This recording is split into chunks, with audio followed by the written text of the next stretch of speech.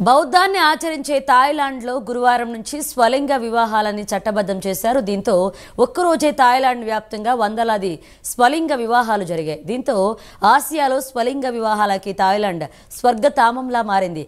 దక్షిణ తూర్పు ఏసియాలో స్వలింగ వివాహాలని అనుమతించిన తొలి దేశంగా థాయిలాండ్ ఆవిర్భవించింది. ఆసియాలో తైవాన్, నేపాల్ సరసన థాయిలాండ్ చేరింది.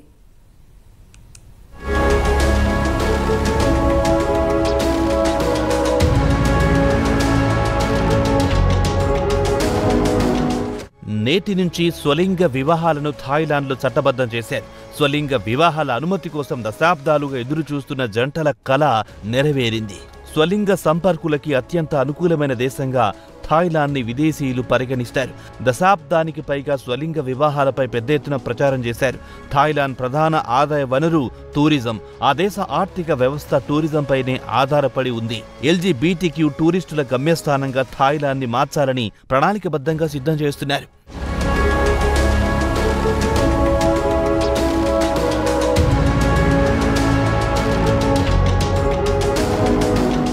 ఒక్క గురువారం నాడే 1000 మంది స్వలింగ ప్రేమికులు వివాహం చేసుకున్నారు. బ్యాంకాక్లోని సియామ్ పారాగాస్ షాపింగ్ మాల్లో, కన్వెన్షన్ సెంటర్లోని పారాగాస్ హాల్లో ఈ సామూహిక వివాహాలు జరిగాయి. థాయిలాండ్లోని హక్కుల సంస్థ నారుమిట్ ఫ్రైడ్ ఈ వివాహాలకి పెద్ద దిక్కుగా వ్యవహరించింది. అందంగా అలంకరించిన షాపింగ్ మాల్లో ఈ వేడుకను చూసేందుకు డజన్ల కొద్దీ అధికారులు, మీడియా ప్రతినిధులు హాజరయ్యారు.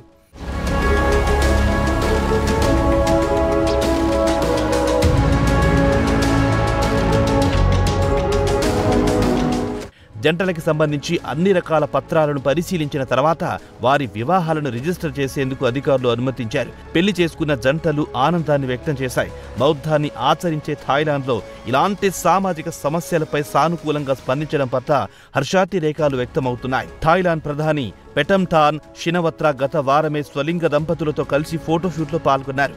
థాయిలాండ్పై రెయిన్బో ఫ్లాగ్ గర్వంగా ఎగురుతుందని ప్రధాని పెటంథాన్ షినవత్రా అన్నారు.